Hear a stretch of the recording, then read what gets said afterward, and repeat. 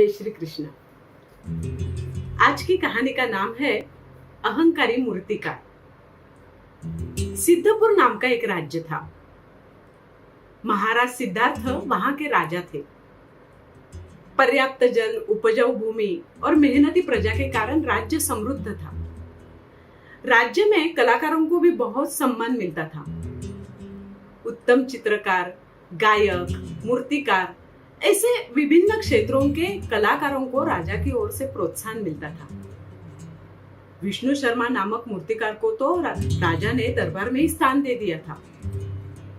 राज परिवार के सदस्यों तथा देवी देवताओं की मूर्तियां विष्णु शर्मा बनाते रहता था और बहुत सुंदर तरह से बनाता था। राजप्रासाद के उद्यान के लिए भी अनेक मूर्तियां विष्णु शर्मा ने तैयार की थी, किंतु राजा से उच्च सम्मान प्राप्त कर विष्णु शर्मा घमंडी हो गया था। निर्जीव पत्थर पर अपनी कलात्मक कारीगरी का हाथ फेरकर पत्थर को भी सजीव बनाने की कला उसे हस्तगत थी। उसकी तरासी मूर्तियों को देख ऐसा आभास होता था मानो हम सजीव मनुष्य से बातें कर रहे हो। मूर्ति का आकार, प्रमाणबद्धता, नाजुकता और चेहरे के हावभाव मूर्ति में प्राण आ जाते थे। मूर्ति के लिए योग्य पत्थर का चुनाव और बात की रंग संगति के लिए विष्णु शर्मा अद्वितीय था। महाराज सिद्धार्थ के घोड़े पर सवार होकर भाला फेंकती हुई मूर्ति तो उसने अपनी पूरी क्षमता से बनाई थी। चौकड़ी भरते घोड़े की प्रत्येक नस स्पष्ट दिखती थी।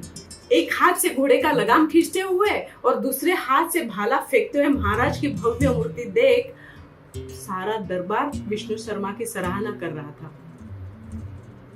अब तक की सभी कलाकृतियों के लिए महाराज ने विष्णु शर्मा की पीठ थपथपाई, लेकिन महाराज की यह अश्वारूढ़ भव्य मूर्ति पूरी होने पर दरबार में विष्णु शर्मा का भारी सम्मान किया गया। आज तक ना ऐसा मूर्तिकार हुआ है, ना कभी आगे जाकर होगा।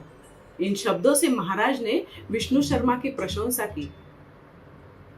आज तक ऐसा भव्य सत्कार किसी भी अन्य कलाकार के भाग्य में नहीं आया था। इस सत्कार के कारण घमंडी विष्णु शर्मा का सीना और भी फूल गया। उसका अहंकार उसकी कथनी तथा करनी दोनों में स्पष्ट दिखाई देने लगा।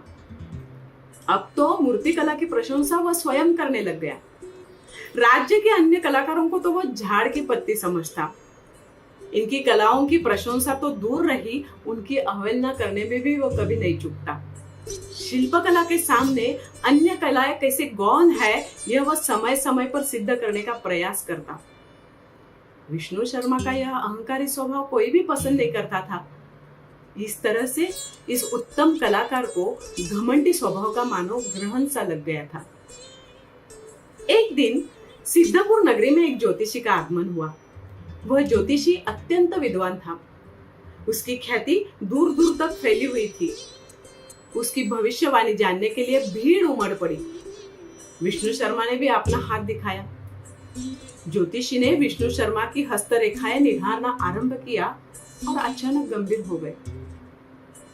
आज से ठीक 1 वर्ष बाद आपकी मृत्यु होगी।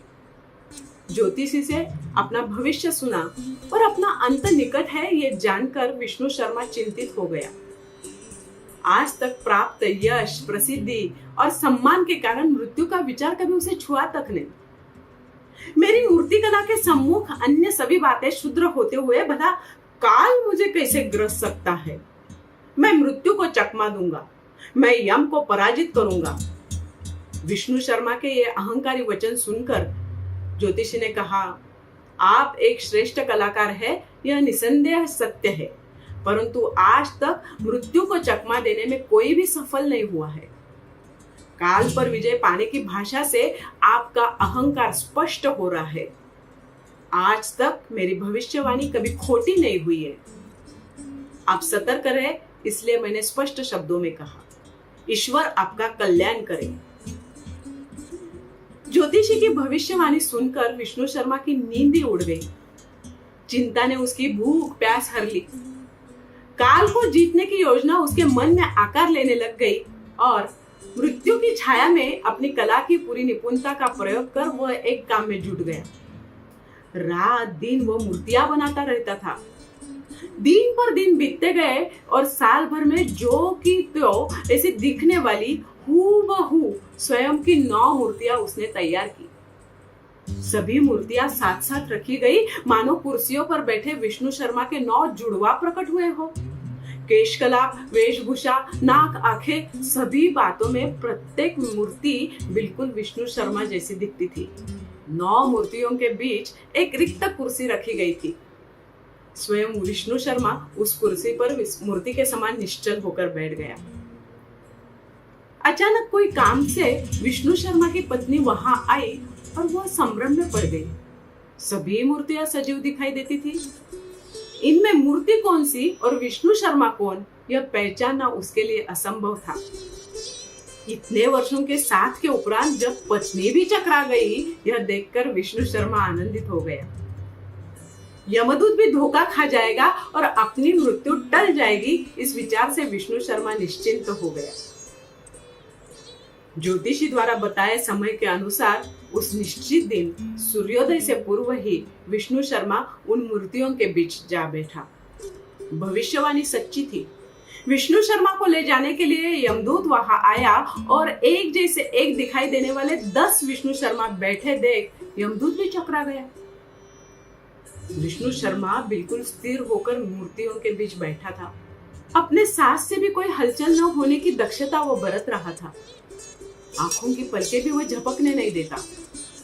यमदूत एक एक मूर्ति के सामने से निरीक्षण करते हुए घूम रहा था।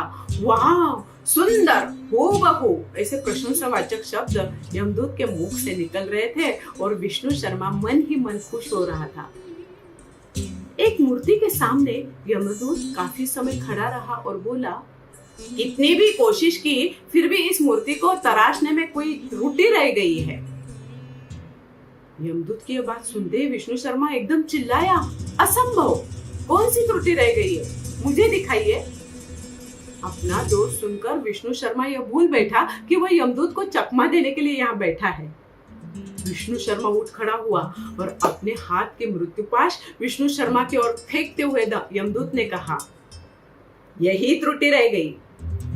आज मैं भी भ्रम में था, किंतु तुम्हारी घमंडी वृत्ति के कारण तुम्हें ढूंढना मेरे लिए संभव हुआ। उत्तम कलाकार की वृत्ति अहंकारी हो, घमंडी हो, यही उनका बड़ा भारी दोष है। तुम्हारा घड़ा भर गया, मेरे साथ चलो। विष्णु शर्मा की शिल्पकला ने यमदूत को चकमा दिया, किंतु उसका घमंडी स्वभाव, उसका अहंकारी स्वभाव अंततः उसकी मृत्यु का कारण बना। धन्यवाद।